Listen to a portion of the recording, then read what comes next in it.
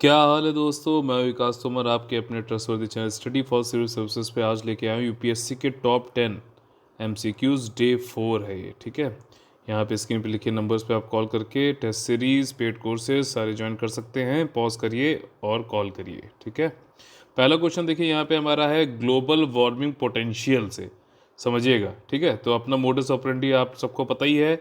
Question देखना है आपको, यहाँ पे ये देखना चाहिए करेक्ट पूछा है इनकरेक्ट पूछा है, पॉज करना है और मुझसे एक्सप्लेनेशन समझना है। ठीक है, ग्लोबल वार्मिंग पोटेंशियल की बात हो रही है। कोई भी गैस कितना ग्लोबल वार्मिंग कर सकती है उसके बारे में बताया जाएगा यहाँ पे। ठीक है, तो ये देखिए यहाँ पे करेक्ट पूछा गया, सिर्फ और सिर्फ थर्ड स्टेटमेंट जो है यहाँ पे सही है, तो इसलिए ऑप्शन हो गया बी। देखिए जो भी गैस हैं, कई सारी गैसेस हैं जैसे कि जो ग्लोबल वार्मिंग कर सकती है, जैसे मेथेन है, नाइट्रस ऑक्साइड है, हाइड्रोफ्लोरोकार्बन है, ठीक है, आपका पर फ्लोरोकार्बन है, सल्फर हेक्साफ्लोराइड है। ध्यान से सुनिएगा ये लिस्ट। ठीक है, एक्सप्लेनेशन दे रखा है। ये सब जो है ग्लोबल वार्मिंग करती हैं, लेकिन जो जैसे होता है ना MB, ठीक, जैसे वो पेन ड्राइव में MB GB 4 GB, ठीक है, तो एक बेस बना लिया यहाँ पे कार्बन डाइऑक्साइड कितना ग्लोबल वार्मिंग करती है, उसके हिसाब से बाकी जो है गैसेस का कितना ग्लोबल वार्मिंग पोटेंशियल है हम उसको नापें किससे, कि एक जैसे कि मेथेन का है तो मेथेन जो है 12 टाइम्स कार्बन डाइऑक्साइड के हिसाब से ज़्यादा ग्लोबल वार्मिंग करती है। समझ में आ गया, इसी को ही ग्लोबल वार्मिंग पोटेंशियल बोलते हैं। ये एब्सोल्यूट मेजर नहीं है, ये रिलेटिव मेजर है, इसलिए पहला स्टेटमेंट गलत हो जाता है। और यहाँ पे कहा गया है कि ग्लोबल वार्मिंग पोटेंशियल जो मेथेन का होता है वो सल्फर हेक्साफ्लोराइड से ज़्यादा होता है, ऐसा बिल्कुल भी नहीं है। सबसे ज़्यादा जो है सल्फर हेक्साफ्लोराइड का ही होता है। यहाँ पे आप देख सकते हैं सारी इन्फॉर्मेशन दी गई, जैसे मैंने बताया रिलेटिव होती है, वही चीज़ जो मैंने पहले एक्सप्लेन करी है कि आपका जो है किसी भी गैस जो भी यहाँ मेंशन है, मेथेन हो, क्लोराइड हो, ठीक है, या फिर सल्फर या फिर आपका फ्लोरोकार्बन्स हो, इन सबको मेज़र करेंगे हम कितना ये लोग गर्मी जो है हीट को ट्रैप कर रहे हैं, और मतलब अमाउंट ऑफ गैस अगर मान लीजिए किसी यूनिट की, और उसको कंपेयर करेंगे कार्बन डाइऑक्साइड से, ठीक, उसको जो है स्टैंडर्डाइज्ड एक ग्लोबल वार्मिंग पोटेंशियल बोलते हैं। समझ में आ गया ना। और ये जो है कई सारे, ये डिपेंड करता है किस पे, कि कितना इंफ्रारेड को रेडिएशन को एब्जॉर्व कर रहे हैं, स्पेक्ट्रल लोकेशन क्या है एब्जॉर्व करने की, और कितने समय तक, लाइफ टाइम तक ये रहते हैं। यहाँ पे दे रखा है, या चार्ट आप देख सकते हैं, बहुत इंपॉर्टेंट है। मीथेन 12 साल रहता है, कार्बन डाइऑक्साइड 50 से 200 साल तक रहती है। इसको एक मानेंगे, फिर इसके हिसाब से मतलब ये 21 गुना है। ठीक है, 12 नहीं, मैंने गलत बोल दिया था। लाइफ टाइम जो है 12 ईयर से 21 गुना जो है कार्बन डाइऑक्साइड से ज़्यादा एक ग्लोबल पोटेंशियल है, सबसे ज़्यादा सल्फर हेक्साफ्लोराइड का है। क्वेश्चन नंबर 2 पे आ जाते हैं। क्वेश्चन नंबर 2 में बहुत ही सिंपल एक क्वेश्चन पूछा गया, बताया गया है, जो सूर्य तप होता है, यानी कि इंसोलेशन, यानी कि इनकमिंग सोलर रेडिएशन जो है वो किन फैक्टर से बदल जाता है अर्थ पे पड़ने पर। तो आप लोग को यहाँ पे देखना है, करेक्ट पूछा गया है। ये 5 स्टेटमेंट दे रखे हैं, कौन कौन सही है देखिए, पहला छोड़ के बाकी सब सही हैं। ठीक, ये सब वेरिएबिलिटी लाते हैं इंसुलेशन पे। जैसे सन है, ठीक, ये अर्थ है और ये आपका सन है मान लीजिए, ठीक, छोटा बड़ा के मत देखिएगा। अब यहाँ पे ये पहली बात तो रिवोल्यूशन है, ये इसके चारों तरफ घूमता है, अर्थ जो है सन के चारों तरफ घूमता है, इससे कोई फर्क नहीं पड़ता इंसुलेशन का। Angle of insolation of sun rays, अब जो ये इक्वेटर है इसका, ये जहाँ जहाँ पे पड़ रहा है, जैसे यहाँ से डायरेक्टली तो इन पे पड़ता है, लेकिन जो ये एरियाज हैं इन पे थोड़ा सा ऑब्लिक तरीके से पड़ता है, टेढ़ी तरीके से, तो यहाँ पे वेबिलिटी हो गई ना। लेंथ ऑफ द डे, अब यहाँ पे आपको मालूम है कि जैसे अगर ये जिसके ऊपर होगा सन, अगर ये ट्रॉपिक ऑफ कैंसर के ऊपर है, तो वहाँ पे जो है ज़्यादा टाइम तक लेंथ रहेगा दिन का, ठीक, या फिर रात का, ठीक है, दिन का ज़्यादा लेंथ रहेगा, तो वहाँ पे जो इंसुलेशन है वो भी तो ज़्यादा टाइम तक रहेगा ना। ट्रांसपेरेंसी ऑफ द एटमॉस्फेयर, अगर बीच में कोई बादल वादल आ गए तो भी तो कम हो जाएगा ना, इंसुलेशन पहुँचेगा ही नहीं, रिफ्लेक्ट कर देता है ना बादल। और डिस्ट्रीब्यूशन ऑफ लैंड, ठीक, ये लैंड होगा, मतलब जो आपका लैंड है या फिर वाटर है उसका कैसे डिस्ट्रीब्यूशन है, ये भी जो है आपका इंसुलेशन को वेरिएबिलिटी लाता है। ठीक, अब आगे हम लोग क्वेश्चन नंबर 3 पे। क्वेश्चन नंबर 3 बहुत ही अच्छा पूछा गया है क्वेश्चन, कि यूपीएससी के बता दो फंक्शन कौन कौन से इनमें से सही हैं, कौन कौन से गलत हैं। तो देखिए थर्ड वाले क्वेश्चन का आंसर जो होगा वो होगा बी आंसर होगा। यहाँ पे देखिए पहला स्टेटमेंट सही है कि एग्जामिनेशन कराता है यूनियन के लिए, ठीक, संघ की सेवाओं के लिए नियुक्ति हेतु परीक्षाओं का आयोजन करता है, लोक सेवाओं और नागरिक पदों पर भर्ती के तरीकों से जुड़े मुद्दों पर केंद्र और राज्य सरकारों को परामर्श देता, मतलब एडवाइजरी रोल फंक्शन भी है इसका, और राष्ट्रपति को प्रतिवर्ष आयोग द्वारा अपने संबंधित रिपोर्ट प्रस्तुत करता है, और इस रिपोर्ट पे पार्लियामेंट को भी बताना होता है कि क्या क्या आपने ऑप्शन क्या क्या एक्शन लिए और क्या क्या नहीं लिए, ठीक है ना, ये भी बताना होता है। जो सेकंड स्टेटमेंट है यहाँ पे दो तरीके से आप समझ सकते हैं कि रॉन्ग है। एक तो बोल रहा है कि स्टेट के साथ मिलके स्टेट को असिस्ट करेगा अगर रिक्वेस्ट करी जाए framing and operating scheme of joint recruitment, तो ऐसा नहीं हो सकता, या तो पूरे करेगा या फिर जो है नहीं करेगा, ठीक। और एक तो आप इस तरीके से इसको निकाल सकते थे, और दूसरा ये है कि एनी सर्विसेज थोड़ी ना करेगा, ठीक। तो इसलिए 20 ऑप्शन यहाँ पे सही हो जाएगा आपका, ठीक। क्वेश्चन नंबर 4 पे आते हैं, समझ में आ रहा है ना। द चार्टर एक्ट ऑफ 1813, ठीक, इससे संबंधित कुछ स्टेटमेंट दिए गए हैं कि इसने भारत में ईस्ट इंडिया कंपनी के व्यापार एकाधिपत्य को चाय का व्यापार तथा चीन के साथ व्यापार को छोड़कर समाप्त कर दिया गया था। बहुत ही इजी स्टेटमेंट है और ये सही है। इसका आंसर आपके हिसाब से क्या होना चाहिए?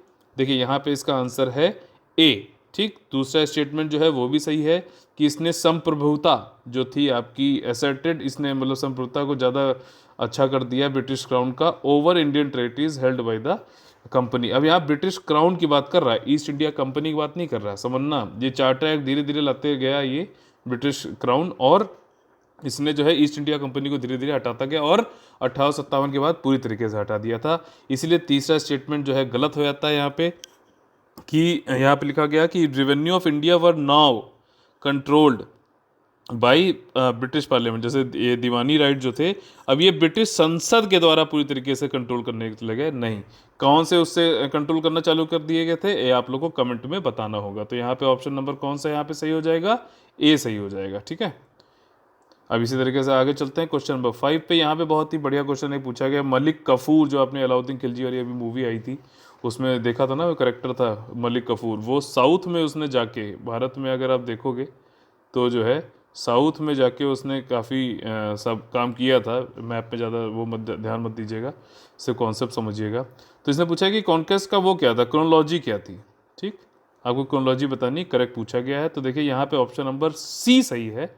आप पॉज करके आंसर दिया करिए, फिर यहाँ पे एक्सप्लेनेशन समझा करिए मुझसे, ठीक है। अब यहाँ पे सी सही है कि पहला तो देवगिरी कैंपेन था, ये सबको मालूम है, 1307 से 8 तक।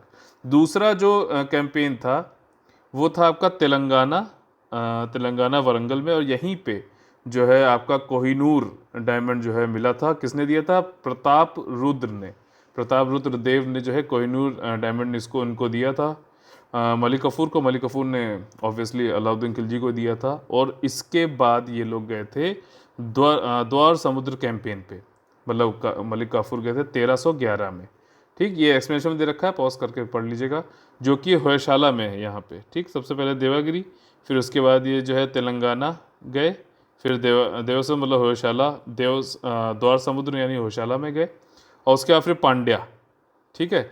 पांड्या मतलब मदुरा इसको कैंपेन बोलते हैं, वहाँ पे गए थे 1311 में ही, ठीक। इस तरीके से यहाँ पे आपको 5वां क्वेश्चन हो जाता है हमारा। क्वेश्चन नंबर यहाँ पे ये पॉज करके पढ़ लीजिएगा। क्वेश्चन नंबर 6 जो है ये थोड़ा सा ऐसा क्वेश्चन है जो यूपीएससी में वंस अपॉन ए टाइम आएगा, और लोग इसी के ऐसे क्वेश्चन को के लिए ज़्यादा पढ़ने में ध्यान लगाएंगे, जिसके लिए बिल्कुल भी जरूरी नहीं है, ठीक। लेकिन बस ये है कि ये क्वेश्चन आते हैं बच्चों को डराने के लिए एग्जाम में। तो जेमिनी सर्कस जो है इंडिया का पहला इंडियन सक्सेस, देखिए इसमें सेकंड स्टेटमेंट गलत है, पहला स्टेटमेंट सही है। Gemini circus was the first Indian circus जो डेलीगेट किया गया था international circus festival in USSR में जाके किया था, बिल्कुल सही बात है। लेकिन जहाँ पे जो बात हो रही कि विष्णुपंत छत्रे जो है ये जनक थे इंडियन सर्कस के इंडिया में, तो नहीं, ये नहीं थे। किलेरी कुन्ही कनन जो थे वो थे इसके इंडिया के इंडियन सर्कस के जनक बोले जाते हैं, ठीक। क्वेश्चन नंबर 7 पे आ गए हम लोग। यहाँ पे कुछ क्वेश्चंस पूछे, ऐसे स्टेटमेंट दिए गए हैं आपको, 1 2 3, और आपसे पूछा गया कि इनमें से बताओ क्यों ये कौन है जिसके बारे में बात हो रही है। तो देखिए यहाँ पे आंसर होगा डी, ठीक। गंगा प्रहरी की बात हो रही है, बहुत ज़्यादा इंपॉर्टेंट है ये, हो सकता है पूछ ले। और इसमें देखिए ये बताया गया कि ये 5 गंगा राज्यों में स्थानीय समुदायों के बीच स्वप्रेरित और प्रशिक्षित स्वयंसेवक हैं, बिल्कुल सही बात है। ये इनिशिएटिव है आपका national mission for clean Ganga, ये नई संस्था है, इसको पढ़ लेना। इसके पीएम जो होते हैं वो मतलब चेयरमैन होते हैं। और wild life institute of India के बीच का इनिशिएटिव है, और ये लिंक करेंगे लोकल पीपल के लाइवलीहुड को आपके क्लीन एंड वाइब्रेंट गंगा के लिए। बहुत इंपॉर्टेंट है, इसका आप लोग जो है यहाँ पे पूरा A to Z यहाँ पे पढ़ लीजिएगा, ठीक है। इसमें गंगा देखिए प्रहरी सेल्फ मोटिवेटेड, और कौन कौन से 5 गंगा स्टेट में है, उत्तराखंड, उत्तर प्रदेश, बिहार, झारखंड, वेस्ट बंगाल। और ये वहीं कंजर्व करेंगे इकोलॉजी, मतलब ये बायोडाइवर्सिटी और उसको भी करेंगे, तभी wild life institute of India इसमें इन्वॉल्व है, ठीक है।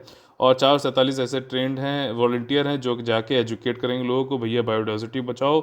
मतलब देखिए ये रिवर गंगा का जो पूरा ड्रेनेज बेसिन है, पूरा ड्रेनेज बेसिन, जैसे यहाँ से गोमती, फिर घाघरा, ठीक, फिर गंडक, फिर बूढ़ी गंडक, फिर कोसी, इस तरीके से ना, उधर से चंबल, फिर यमुना ऐसे जुड़ती, तो ये पूरा जो है बेसिन पे फोकस करता है, यही इसकी खासियत है, ठीक। ये क्वेश्चन पूछ चुका है स्टेटमेंट में यूपीएससी, ऐसे नहीं बता रहा हूँ मैं, ठीक है। और जो है इस तरीके से इनके सारे ऑब्जेक्टिव सुन लीजिएगा, पढ़ लीजिएगा। बायोडाइवर्सिटी कंजर्वेशन करना, गंगा के रिजर्वेशन करना, मतलब कुल कुल मतलब बात यह है यहाँ पे कि लोग जब अपना समझेंगे, उनकी लाइवलीहुड को बिना डिस्टर्ब किए हुए, तभी तो लोग जो है गंगा को बचाएंगे, ठीक है ना। कभी आप लोग समझेंगे कि हाँ ये भाई अपना है, तभी तो उसके साथ आप ज़्यादा अच्छा व्यवहार कर सकेंगे, ठीक है। तो ये पढ़ लीजिएगा। अच्छा है, यहाँ पे अगला क्वेश्चन 8वां जो है हमारा, कुछ एंशियंट इंडिया से पूछा गया है, स्टोन से रिलेटेड। ये मध्य प्रसार काल के औजारों का माइक्रोलिथिक कहा जाता है, बिल्कुल सरल स्टेटमेंट है, ये जरूर आपको आता होगा, ठीक है। इसमें और आपका आंसर कौन सा सही हो जाएगा, पॉज करके आप लोग देख लीजिए, इसमें आंसर हो जाएगा आपका बी, ठीक है। यहाँ पे आपका जो है चौथा स्टेटमेंट गलत है। यहाँ पे बोला गया है कि हैंड एक्सेस मतलब हस्त कुठार, विदारणी और खंडक खड़क उपकरण जो है, मतलब क्लीवर और स्क्रैपर टूल्स, ये यूज होते थे अपर पैलियोलिथिक पीरियड में, नहीं नहीं लोअर में होते थे, ठीक। बाकी जो है स्टेटमेंट आपके जो है वो सही है। कॉपर वो पहली बार यूज़ किया गया था इसी मध्य प्रसार काल में, ठीक। मतलब copper was the first metal, मतलब ये वैसे बोला जा रहा है कॉपर पहला मेटल था जो कि ह्यूमंस ने यूज़ किया था। और जो वो 2 ओल्डेस्ट नोन मिडवल रॉक, मतलब ये मिडिल स्टोन एज वाले जो साइट्स थे, वो हैं आपकी सराय नहर राय और महदहा महदहा, ठीक। याद रख लीजिएगा ये दोनों, ठीक है ना। ये चीज़ यहाँ पे बताई गई हैं। और क्वेश्चन नंबर 9 पे आ गए हम लोग। यहाँ पे कुछ जो है साइंस से रिलेटेड दिए गए, एनसीईआरटी का बहुत ही सिंपल सा एक क्वेश्चन है। अगर आपने लोगों ने एनसीईआरटी पढ़ी होगी तो बहुत इजीली इसको कर लेंगे। यहाँ पे पूछा गया है, करेक्ट पूछा गया है, ठीक है। तो आंसर यहाँ पे आपका हो जाएगा सी, चारों स्टेटमेंट सही हैं। यहाँ बोला गया है फाइबर जो कि obtain by chemical treatment of wood pulp, pulp होता है ना जो छाल होती है उसकी, पेड़ के तने की छाल जो होती है, उससे जो है ये बनाया जाता है रेयॉन या फिर आर्टिफिशियल सिल्क, या आर्टिफिशियल फाइबर भी कहा जा सकता है इसे। और ये चीपर होता है सिल्क से, बिल्कुल सही बात है। और सिल्क फाइबर की तरह इसको ववन किया जाता है। ये नायलॉन, और जो नायलॉन है, अब रेयॉन की 2 बात हुई थी, अब नायलॉन जो है वो first fully man made synthetic fibre था, ठीक। और नायलॉन थ्रेड जो है स्ट्रॉन्गर होता है आपका स्टील से भी ज़्यादा। इसी तरीके से स्पाइडर जो होती है ना, उसकी मकड़ी के जाले को भी स्टील से ज़्यादा टेंसाइल उसमें बोला गया है कि फोर्स लगती है इसको तोड़ने के लिए। मतलब ये है, लॉजिकली है, आप सर्च करिएगा गूगल पे, ठीक है। क्वेश्चन नंबर 10 यहाँ पे लैंड रिफॉर्म से रिलेटेड है। पोस्ट इंडिपेंडेंस में जो हुआ था उसके ऑब्जेक्टिव क्या थे, भारत में स्वतंत्रता के बाद भूमि सुधारों के उद्देश्य में निम्नलिखित में से कौन से हैं, करेक्ट पूछा गया यहाँ पे। तो यहाँ पे देखिए आंसर यहाँ पे कौन सा होगा, यहाँ पे देखिए पहला स्टेटमेंट गलत है, बाकी तीनों सही है, तो सी ऑप्शन यहाँ पे हो जाएगा। लैंड एक्विजिशन थोड़ी ना था लैंड रिफॉर्म्स का मुद्दा कि हम जो है गरीबों से लैंड एक्विजिशन करते चले जाएं, नहीं बिल्कुल नहीं। Abolition of intermediate zamindari system, बिल्कुल सही बात है। जमींदारी रैयतवारी महलवारी आपको मालूम है, उसको ख़त्म करने के लिए किया गया था, क्योंकि इनइक्वालिटी की बात है, मतलब पूरी पूरी। और फ्यूडलिज्म को भी, जो सेमी फ्यूडलिज्म चल रहा था, वो आप लोग को चलिए बताइए सेमी फ्यूडलिज्म क्या होता है, कमेंट बॉक्स में ये पूछ सकता है क्वेश्चन यूपीएससी। उनको ख़त्म करने के लिए यहाँ पे किया गया था। और टेनेंट सिक्योरिटी, मतलब जिसको आपने फील्ड दी है कि आप किराए पर करो काम, उसको ऐसा तो नहीं बहुत ज़्यादा उससे वो रेंट वेंट ले रहे हो, ठीक है ना, शोषण वोषण ना हो, इसलिए भी ये लैंड रिफॉर्म लाए गए थे। और consolidation of small land holdings होना चाहिए यहाँ पे, स्मॉल लैंड होल्डिंग्स। और इसके अलावा जो है कुछ और थे, जैसे कि सीलिंग, जैसे होता है ना कि एक स्पाउस जो है, मियाँ बीवी जो हैं, तो वो उनके बीच में जो है 12.5 एकड़ ही ज़मीन मैक्सिमम हो सकती है। इस तरीके से ये सारे जो है लैंड रिफॉर्म्स के जो है करे गए थे। ठीक है, तो इस तरीके से हमारे जो है 10 क्वेश्चन यहाँ पे कंप्लीट हो जाते हैं। आप लोग कैसा लगता है? अगर अच्छा लगता है तो please subscribe, like and share करें। अगर नहीं अच्छा लगता है तो डिसलाइक करें और रीज़न ज़रूर बताएं अपना। ठीक है, आप लोग यहाँ पे पेड ग्रुप हमारे जो है यहाँ पे नंबर दिए गए हैं, उनको ज्वाइन कर सकते हैं आराम से। टेस्ट सीरीज़ पे और पूरा क्रैश कोर्स और पेड ग्रुप यूपीएससी चल रहा है, 2021 का भी जल्दी ही चालू करेंगे उसके लिए भी। ठीक है, जय हिंद, जय Bharat, all the very best है।